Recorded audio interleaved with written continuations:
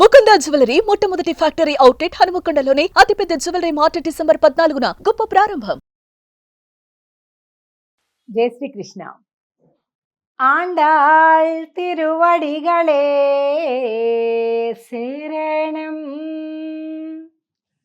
తిరుప్పావై దివ్య వ్రతంలో 2వ రోజుకి చేరుకున్నాం. 2వ పాశురాన్ని చూద్దాం. నిదానంగా ఒక్కొక్క పదాన్ని తమిళ భాషలో చెప్తా. దాన్ని జాగ్రత్తగా పుస్తకం పెట్టుకొని పదాన్ని దోషం లేకుండా చక్కగా అర్థాన్ని కూడా భావన చేస్తూ చెప్పండి.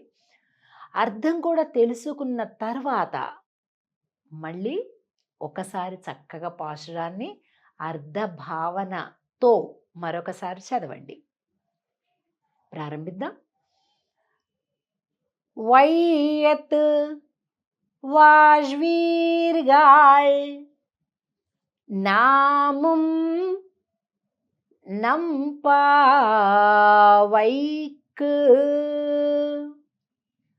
செய்யும் கிரிசைகள் கேளீரோ. பார்க்கடலுள் பயத்துயின்ற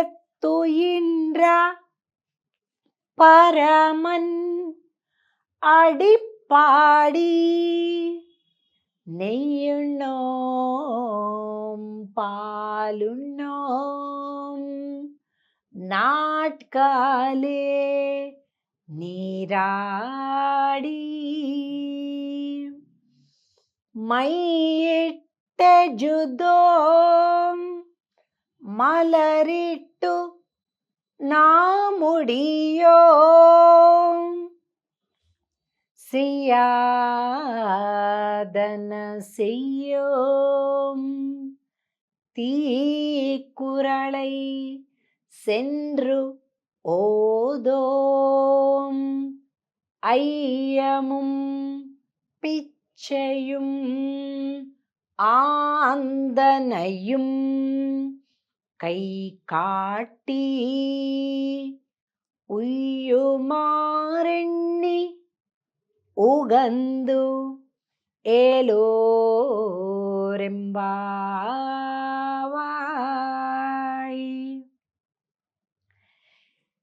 ఈ పాశురంలో తిరుప్పావై వ్రతం చేయాలంటే చేయవలసిన పనులేంటి, చేయకూడని పనులేంటి, అసలు ఎవరి కోసం ఈ వ్రతం, ఏ ఫలితం కోసం ఈ వ్రతం అనే విషయం తెలుస్తుంది. వయత్తు వాజ్వీర్గాళ్ మొదటి శబ్దం. ఈ భూమండలంలో నాకు సుఖం కావాలి, నేను సుఖంగా ఆనందంగా ఉండాలి అని ఎవరు కోరుకుంటారో వారండమ్మా ఈ వ్రతం చేయండి అని చెప్తుంది. ఇంకేముందండి, అందరూ అన్నమాట. ఎవరికి ఉండదండి సుఖం కావాలని, సంతోషం కావాలి, ఆనందం కావాలని ఎవరికి ఉండదు కదా. మీకు సుఖంగా ఉండాలి జీవితం అని అనుకుంటే రండి, ధనుర్మాస వ్రతం చేయండి. నాముం நம்பாவைக்கு செய்யும் கிரிசைகள் కేళీరో. ఈ వ్రతం చేయడానికి ఏమేమి నియమాలున్నాయో చెప్తాను, వినండి. కేళీరో, వినండి. అన్నిటికంటే మొట్టమొదట ఏం పని చేయాలంట చెప్తున్నారు. పాల్కడలుల్ పయత్తుయిండ్ర పరమన్ అడిపాడి. అడి అంటే పాదము అని అర్థం అండి. పాడి, స్వామి యొక్క పాదాలు పాడండి. ఏ స్వామి? పాల్కడలు, పాలకడలి పైన పవళించినటువంటి మా స్వామి కదండి. చాలా పాటలు కూడా ఉన్నాయి, తెలుగు పాటలు కూడా. పాలకడలిపై పవళించే ఓ దేవా అని కదా. కనుక అలా పాలకడలి పైన ఎందుకు పడుకుంటాడట స్వామి అంటే మన యొక్క మొరలను వినడానికి పడుకుంటాడట, యోగ నిద్రలో ఉంటాడట. అప్పుడు బాగా వింటాడనమాట. మనం చీమ చిటుక్కుమన్నా కూడా పెద్ద బాంబు పడ్డంత శబ్దం వస్తుందంట. అంత నిశ్శబ్దంగా ఉంటుందంట అక్కడ పాలకడలి దగ్గర. గోలగోలగా గందరగోళంగా ఏముండదు. అలాంటి నిశ్శబ్దం ఎందుకుంటుందట? మనం చెప్పే మాటలు, మన మనసు పెట్టే ఆర్తనాదం స్వామి అక్కడ నుంచి వింటాడట. అలాంటి స్వామి పడుకొని ఉన్నాడు కదా, ఆయన యొక్క పాదములను పాడండి. ఆ స్వామి యొక్క శ్రీ పాదములను పాడండి అని చెప్తుంది. పరమన్ అడిపాడి. ఇంకా ఏం చేయాలట?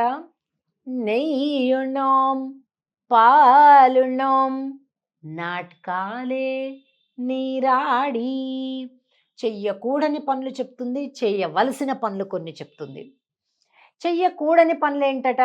నెయ్యి ఉన్నాం, పాలు ఉన్నాం. అంటే మేము నెయ్యి తినం, పాలు తినం. తినమేనండి, తాగమని చెప్పడంలా. 2 తినం అని చెప్తుంది. ఎందుకట? నెయ్యి పాలు అంటే ఏమండి మేము కూడా నెయ్యి పాలు మానేయాలండి ఈ ధనుర్మాసం అంతా, ఈ నెలంతా అని అడగకండి. అది కాదు దాని అర్థం. మనం నివేదన చేసే పొంగల్లోనే బాగా నెయ్యిలు పోస్తాం ఈ మాసంలో కదండి. మంచి జీడిపప్పులు, నెయ్యిలు, కిస్మిస్లు, బాదం పప్పులు అన్నీ వేసి చేస్తాం కదా. నెయ్యున్నాం పాలున్నాం అంటే ఏంటంటే భోగమైనటువంటివి, అంటే లగ్జూరియస్ థింగ్స్ అంటాం కదా మనం. ఎంటర్టైన్మెంట్లు, ఎంజాయ్మెంట్లు, ఇవన్నీ కూడా మేము ఈ మాసమంతా చెయ్యము. సుఖానుభవాల కోసము మేము వెంపర్లాడము, భోగాల వెనక వెళ్ళము అని చెప్తున్నారు. ఎందుకు?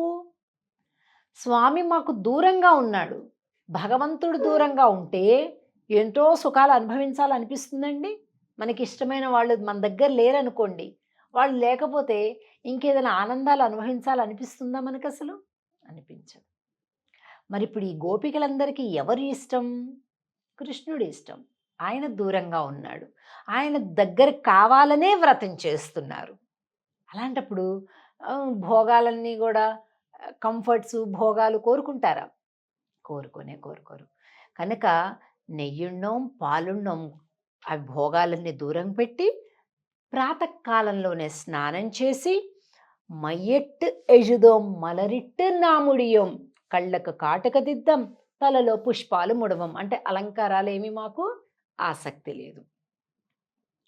ఏమండి అలంకారాలు వద్దంటే మీరేమిటి ఇంత ఆభరణం వేసుకున్నారు అంటారేమో. మనం అంటున్నాం అంటే భోగముల పట్ల వద్దు. ఈ అలంకరణ స్వామికి అంకితం, స్వామి సేవకి అంకితం. స్వామి యొక్క నామాన్ని మర్చిపోయేట్టుగా చేసేటటువంటి భోగాలేవి మాకొద్దు. స్వామి కంటే ఇతరమైన భోగాలు మాకొద్దు, స్వామియే భోగం అని చెప్తూ అయ్యముం పిచ్చయుం ఆందనయుం కైకాట్టి సెయ్యాదన సెయ్యం తీక్కురళై సెన్రోదం. పెద్దలు చెయ్యని పనులు మేము చెయ్యం. చాలా ఇంపార్టెంట్, ఇన్వర్టెడ్ కామాస్లో పెట్టుకోవాలి ఇది. మా పెద్దలు చెయ్యని పనులు మేము చెయ్యం ఒకటి. ఇంకొకటి పనిగట్టుకొని మరొకటి దగ్గరికి వెళ్ళి చెడ్డ మాటలు మాట్లాడడం, అదొకటి. అయ్యముం పిచ్చయం ఆందనయం కైకాట్టి అంటే అందరికీ కూడా ఎంత కుదిరితే అంత బీదలకు దానం చేస్తాం, పెద్దలకు సన్మాన సత్కారాలు చేస్తాం. ఉయ్యం ఆరు ఎన్ని ఉగందు ఏలోరెంబావాయ్ అంటే ఉజ్జీవించేటటువంటి విధానాలన్నింటినీ కూడా మేము ఆచరిస్తాము అని చెప్తుంది ఆండాళ్ తల్లి ఈ 2వ పాశురంలో. తప్పకుండా మనం ఇలాగే ఆచరిద్దాం. జై శ్రీకృష్ణ. ఆండాళ్ తిరువడిగళే సేర్